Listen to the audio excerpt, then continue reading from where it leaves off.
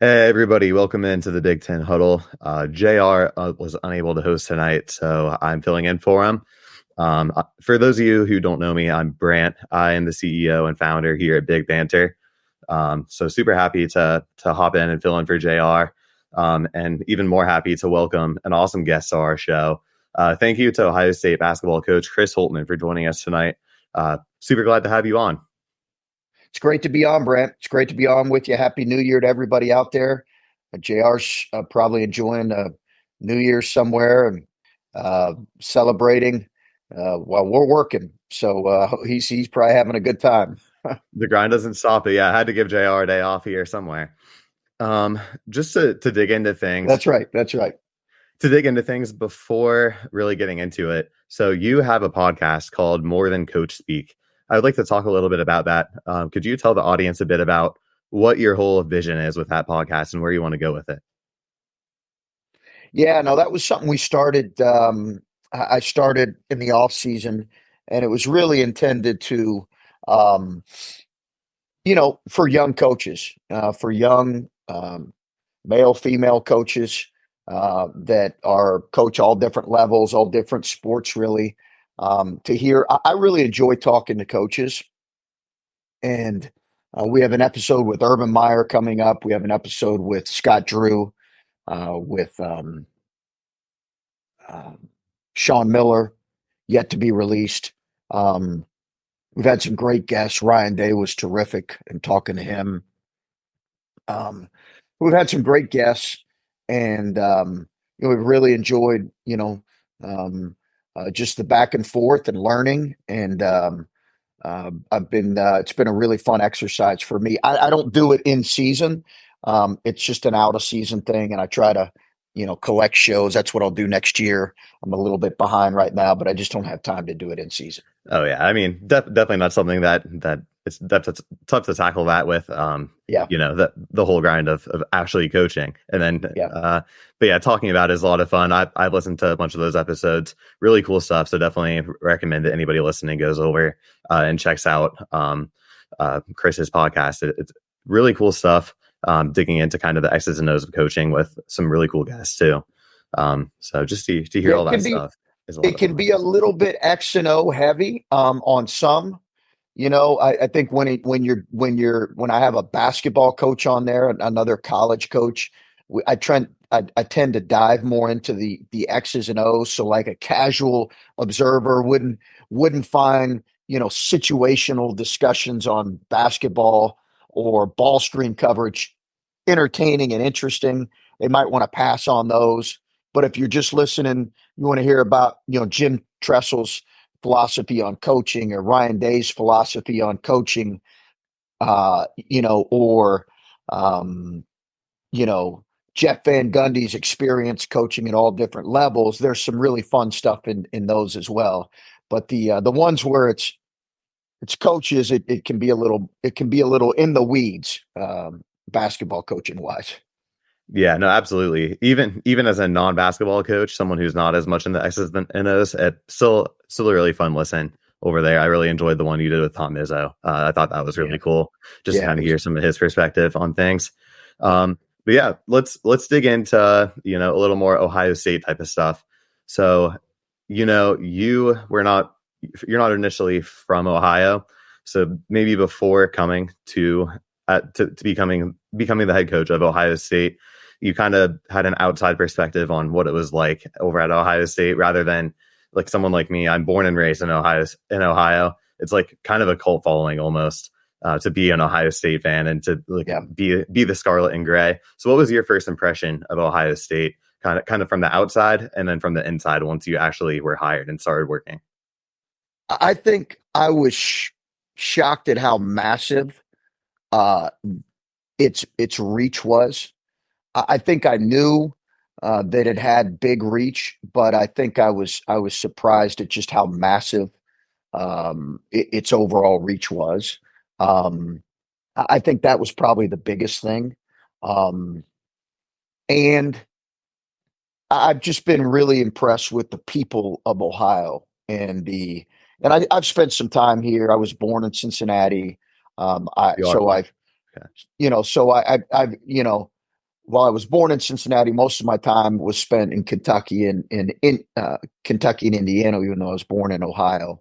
But I have family in Cincinnati, so I'm very much an Ohioan in a lot of ways, but not ever working or feeling the love for this place was it was a little eye-opening for me, just its reach in general. So many people feel an attachment to this place, and that's been really fun to see. Yeah, definitely one of the biggest alumni bases in the Yeah, entire nation. Just having like, I'll just be in an airport and like the randomest place, and someone's throwing up an OH if I'm wearing my Ohio State gear. yeah, It's insane. Just how widely yeah. spread everything is with the university. Um, but yeah, that being said, let's dive into a little bit of the actual basketball side of things. So you guys just had that game last night. I know you mentioned you had some family coming in to go up to that game in Cleveland. Super fun game, overtime win against West Yeah. Virginia. Yeah. Hard fought win. Yeah. The guys played great. But my takeaway from this game, just watching from an outside perspective, obviously not nearly as close as you were to the situation, but Roddy Gale, what a Yeah. day he had. Yeah. Yeah. He was So phenomenal. He was phenomenal, and we've had different guys kind of carry and lead us. You had in the Minnesota win. I think Minnesota's a good team. The Minnesota win, you had Bruce and Jameson. Roddy's had good moments throughout the year, but this was maybe the first game where you saw him really kind of carry us um, uh, in so many ways. Just his impact in so many ways. We had contributions from other guys, but he really did carry us. And the interesting thing about Roddy is we really had a decision to make in the offseason about going and adding another old guard because we had a small sample size on Roddy. We had 1 year and then just the productivity really towards the end of the year. And he started to get in a rhythm once we were playing him. He knew he was going to be playing 20 to 25 minutes, but still he had some flaws in his game. He still does, obviously, but he had some flaws in his game he had to work through. So the question is, do you go get a transfer or do you just say, okay, we're going to continue to give him room to grow as a sophomore, continue to play through some things. And I would say right now we feel really good about that decision. Obviously, the most important 3 months of the season are coming up with Big Ten play, where the competition is completely different than what we faced these last 2 months. People always talk about, well, they started with this record. Well, it's apples and oranges when you're comparing the two kind of mini seasons of November, December to January, February, March. Basketball people get that. Big Ten's the deepest league in the country, along with the Big 12. You're not going to go 11-2, you know, hmm, in the Big Ten. Purdue's not even going to do that. Like that's unrealistic. You know, right, yeah. um, Any given night, literally any team, whoever's in yeah, 14th in any given night, they're gonna yeah, give you a game, no matter yeah. where it is, who it is.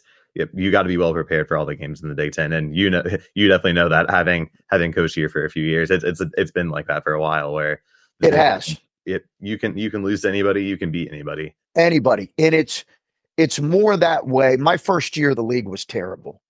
We benefited from it, but the league was terrible. It was so far worse than the league I'd just come from, the Big East. Hmm. But then it started to get better and better and better.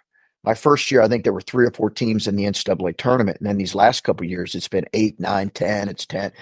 So the depth of the league is what makes the league so hard on a given night, and that's what wears on you as a coach and as a group. And you just got to get through it. You've got to do your work in the non-conference. You got to try to get better, win the games you can win in the league, and know that the reality is if you're, you know, if you position yourself well and you're 500 or more in Big Ten play, you're going to have a pretty good seed in the NCAA tournament because of the depth of the league, and in reality, you can make a run in the tournament. Yeah. Oh, absolutely. Kind of going off of your points about the Big Ten and how deep it is, from an outside perspective, it seems like Big Ten basketball is almost a completely different brand than just you see in some other leagues, where it's more like gritty play, just hard nosed. Those lower scoring games, you'll Yeah. play through the bigs, lots of fouls, just lots of diving on the floor. And you get that throughout Big Ten season, but then you get back to March and you get kind of the same type of, like spread the floor, shoot, knock down shots, play through the guards. And we've seen the Big Ten have maybe not as much success as some of these other leagues have had in the tournament. So do you think that is kind of a knock on the Big Ten style of play? I think there's something to be said for that. I think it's also a little bit overstated. When you look at the last 10 years, the Big Ten's been in the most Final Fours of any other league. It's just the recent history of some upsets. We were a 2 seed and we got upset. Purdue was a 1 seed and got upset. Mm-hmm. Illinois got upset a couple years. So it just, I think some of those losses. But if you look at like what the league does in the first round, the league typically does really well in the first round. They win the games they should win. Right. But I think your point about guard play, the guards, maybe it's some of in the athleticism that maybe you see in other leagues. Mm-hmm. There is an element of that. It's hard to win the Big Ten without dominant bigs, but dominant bigs don't always win you tournament games. Very true. So I think there's the balance of, dominant. You can lose with dominant bigs. Arizona lost last year and they had dominant bigs. Mm-hmm. Purdue, the most dominant big in the country. Right. But you can lose in tournament settings, in single game settings. But it's harder. You're more, I don't say indestructible, but if your guard play is on point, it can typically carry you through whatever issue. So I think there's a point to be made about that, but I also think it's a little bit of overdone right now, but I get it because, the upsets. Oh yeah, 100%, and that makes a lot of sense. I mean, it's not just the Big Ten who gets upset in the first round. You see it. Yeah. It's March Madness. It happens all the time. March Madness. It's right. Yeah, it's exactly right. Yeah. But back to the point about the guard play. I really like where our backcourt is at right now with Bruce and Roddy. I think they've both taken big steps up this year after kind of getting their feet under them their freshman year. Obviously, really tough to just come in and produce immediately as a freshman, but having that season where maybe things didn't go as well as they're looking right now. How do you think that season has benefited them in their growth and how they're playing right now? Tremendously. I think that season, if we have success this year, we've already had success, but if we have success in Big Ten play and can grow as a group, it will be in large part because of what we went through as a core last year. Mm-hmm. All the coaches, Bruce, Roddy, Zed, Felix, Kalen, that whole group of mm-hmm. guys. I think it will be in large part because of going through that last year. So those guys, it's very fresh in their memory. The struggles for 5 weeks that we had, 6 weeks. Mm-hmm. But it's also, they also remember how we finished down the stretch. Right. And I think that helped them as well. But there's no question that those scars can provide real benefit to us if we remember them. Oh yeah, 100%. And I think that's, I mean, it's growing pains. Like that, it was a very young group last year, and these guys having that, experience to kind of bond together and push through it. And then for them to play it as they did down the stretch and to, win a few games at the end of the year and then go into that Big Ten tournament and make a deep run, I think definitely is helping them kind of grow. My thoughts, I think that those two are the best backcourt in the Big Ten. I'm going to say it. And I don't know if that's something that I can just like put out there for you to just be like, yeah, those are the guys. That's the best backcourt in the Big Ten. But Well, I certainly wouldn't trade him for anyone. I will say this: I think comparing stuff is more for you guys to do in the media. yeah, It's their job and our job to just be our best, uh-huh. and whatever our best is, that's our job. It's their job and our job to be their best individually and their best for Ohio State and their best for their team, and they would say that. Comparing, that's for other people to discuss. And if you get Yeah, too involved in that as players, you're really focused on the wrong things. Um, 100%. so But yeah, I mean, the versions of all the guys that we've been seeing so far this season, it's been great. yeah, Everybody's really gelling together. So yeah, Jameson Battle, adding a transfer to that core group of guys that we had last year, Bruce, Roddy, Zed, all those guys.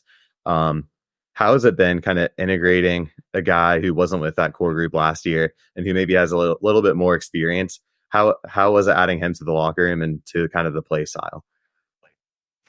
yeah. No, it takes a special, I think, kid to be able to. But you see it now in college basketball all the time, where guys have to assimilate who were, high profile players at their previous place, and there's some growing pains that come with that. There's some, um, it just takes a minute. In a lot of ways, but he's really, I think, grown. He's really come into his own, and I think he's really tried to do the things we're asking him to do to improve his overall game, particularly on the rebounding end. Hmm. I've been really pleased with him in that. I think he's grown as a player. Yeah, absolutely. It seems like last year at Minnesota, like he was their go-to guy, kind of him and Garcia. But it does seem like he's kind of grown his game. Like it seemed like he was more just kind of a 3-point specialist out at Yeah, Minnesota, and out here he's doing all the things. He's grabbing rebounds. He's playing defense. So yeah, it definitely has been fun to watch him grow along yeah. with that team. Um, let's shift gears here a little bit more into the coaching side of things rather than just more about the team. So just with your podcast, your goal is to help kind of provide more guidance to young coaches who are just kind of getting off the ground in their careers.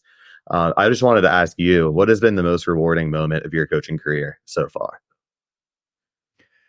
I think the most rewarding moment for me is um, when you see um, your players achieve something that they've um, really worked to achieve.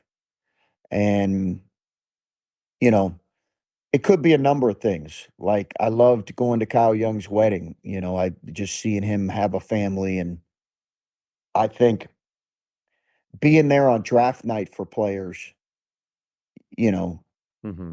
is a really, really special moment for a coach. Right.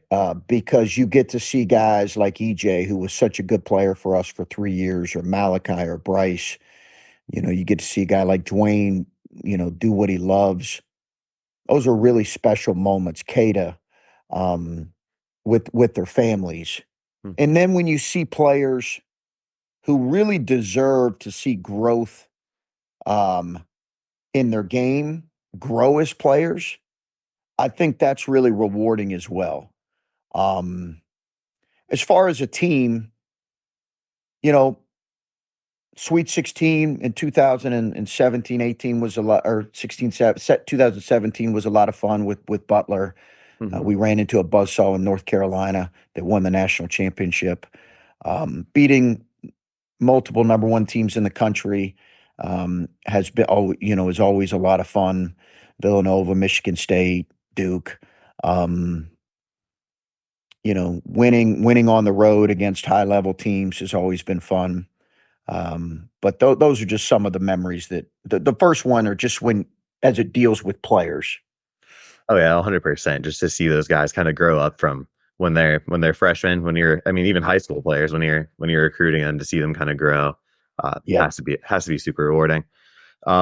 Next question for you, just along the lines of coaching here too, but I just wanted to ask because it seems like a lot of the coaches, I mean, some of the coaches are like good friends, while others like seem to be getting kind of chippy out there on the court. So I wanted to ask, like, it, would you say that a lot of you're pretty close with a lot of the coaches, or like a lot of the coaches are pretty close off the court, and like the chippiness is just kind of a part of the game, or do these guys really just not like each other? Yeah. I mean, it varies. Coaches won't tell you who they don't like necessarily, and maybe they Yeah. will. Maybe you can see it in how they compete. Um, I have friends and coaches in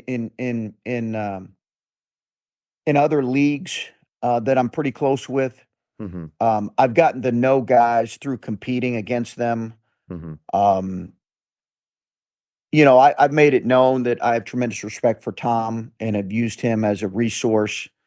Um, but on game day, he wants to, kick my rear end, and I want to do the same thing. But he's a guy I've really looked up to throughout my entire coaching career. I think there's guys you form kind of connections with. But yeah, it's hard to really get close with guys because this is such a cutthroat business, Oh yeah. and you're constantly competing against each other, whether it's recruiting, Hmm. but at the end of the day, um, you realize that for the most part, they're good people. They have families. Right. They're trying to provide for their families, but the tension is real, particularly as you get into January, February. There's real tension in the air, and it can boil over in competition. Absolutely. Yeah. I mean, you've seen it on the court many times, especially in this conference. So many great coaches, but a lot of hot tempers sometimes too. Yeah, Um, one more question for you, as far as coaching. So it's New Year's Eve today, New Year's resolutions. If you could pick one thing to improve from the team perspective, for 2024 going into conference play, what would it be? yeah. I would probably say our defensive rebounding would probably be the number one thing on my list. We identified four things over the break that we needed to improve on. Um, that was certainly one of them. Um, I just think that's going to be so critical for us to be able to defend the way we need to get first time rebounds. Mhm. There's three other areas we've really focused on that I've just kept between our team, but I've made that public that would probably be number one. Yeah, that makes a lot of sense. I mean, um, completely, I'd agree with you there. I mean, rebounding is that's super important going into Big Ten play, especially just with Yeah. that there's not too many points to go around in this kind of game. So you gotta get all the second chances that you can. Yep. Just to close things out, three more fun questions for you. So first Sure. one, you went to the Eras tour this past summer. Are you a Swifty? Yeah, I think that qualifies me as a Swifty, whether I like it or not. I think it qualifies me as a Swifty. I loved it. It was a incredible moment um, for for my daughter and I. It really Mhm. was an incredible moment. Yeah, it had to Um, have been a super fun father daughter bonding moment. it Did you really guys have was. a favorite song out there? Yeah, Cruel Summer. Oh, that's a banger. Yeah, yeah, yeah. You know it. Oh, I do. So I you're a mean, Swifty too. I, I mean, I wouldn't say I'm a Swifty, but my fiance is a big Swifty, so I guess kind of by association, I'm kind of stuck in the Swiftiness too. Did not get to go to the tour, and also didn't go to the movie, which I know there's a movie coming out or that Oh may yeah, come out. my But wife yeah, and daughter saw that. They loved it. there you go. Another fun question for you. So I know these guys go at it daily in practice, as head key and Felix Okpara, but say they drop the basketball and put on the boxing gloves. Who would win? Well, I don't. I mean, we've almost seen it a few times in practice now. I mean, those guys go at it. I Those can those imagine. guys go at it. I really don't know, but I think this right now. Those guys are two physical guys. Oh yeah. Neither guy would give an inch. Like somebody would have to like have a clean knock on the chin and lay the other guy out because neither guy would give an inch. They both are high level competitors and how they battle, and they're very physical. Both guys, they are not soft post players. 100%. I'm looking forward to see how both those guys match up with Edie this year. I know that they both kind of held their own last year, and with another year of experience, it's going to be a lot of fun to watch those guys battle it out in the paint. Yeah. One final question for you. So, Mount Rushmore of Ohio State athletes. If you could choose 4 Ohio State athletes of all time to go on your Mount Rushmore, who are you picking? For Ohio State. Mm-hmm. I'd have to go with our 2-time Heisman winner. Yeah, Archie's he's a lock. There's no way you're not putting him on there. Archie's a given. I'm going to throw Clark Kellogg in there. Okay, great choice. Great choice. I'm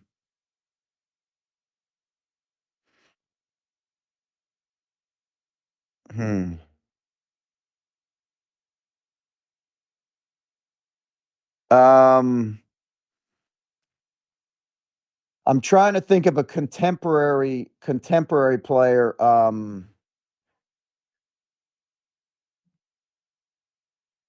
Yeah, it's not easy on the spot. There's a lot of great options. I would probably say Aaron Kraft. Oh yeah, that's a good one. Just given his, and probably you can't do it without Jerry Lucas. Oh yeah, absolutely. I think that's a good 4. Yeah, I'd probably go with that group.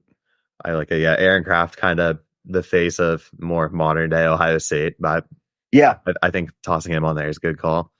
And yeah, Jerry Lucas, I mean, the face of Ohio State basketball for decades. Yeah, probably should have said him before Aaron Kraft, but the guy who helped win the national championship. But yeah, there's so many good ones. Yeah, Sullinger, Evan Turner, guys that made incredible contributions here. Right. I mean, my gosh, Michael Redd, Scooney Penn. You go on down the line there of guys that Jimmy Jackson, who called our game last night, just some incredible guys, not to even mention all the incredible football athletes. Right. Yeah. Just being an Ohio State fan and being able to watch all these guys year in and year out, such a blessing for real. But yeah, that is it for our show today. Thank you so much for taking time out of your New Year's Eve and out of your busy schedule to hop on, Coach Holtmann. Hope you have a great 2024 and hope that you and the team have a good time as conference play gears up. I know you got a game coming up here Wednesday, but good luck against Rutgers and good luck against the rest of the Big Ten.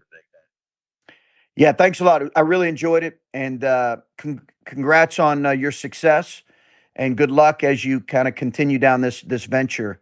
Look forward to staying in touch with you here, but good luck with all you do. Thank you. Really appreciate it. Okay. Happy New Year. I'll talk to you later. Happy New Year. So yeah, thank you again to Chris Holtmann for coming on today. Super awesome conversation. If you want to watch or listen to more Big Ten Huddle episodes, just go follow on Twitter. Also be sure to follow Big Banter. Just kind of that's what I do. JR's our Big Ten Huddle guy. I'm the Big Banter guy. Just kind of overseeing all of our channels. And definitely also good if you enjoyed that interview with Chris Holtmann and you're a Big Ten basketball fan, I'm going to plug the Views from the Shot podcast. That is our Ohio State basketball affiliate. Fantastic podcast. All the inside scoop about the program. Tim Miller over there does a great job with his coverage, so definitely check that out as well. Big Ten Huddle will be back to the regular schedule with 2 basketball episodes and 1 football episode coming out on Mondays, Wednesdays, and Thursdays. Be sure to find the Big Ten Huddle on YouTube, Rumble, Apple, Spotify, Twitter, and really anywhere else. Thank you all for tuning in. I'll see you later.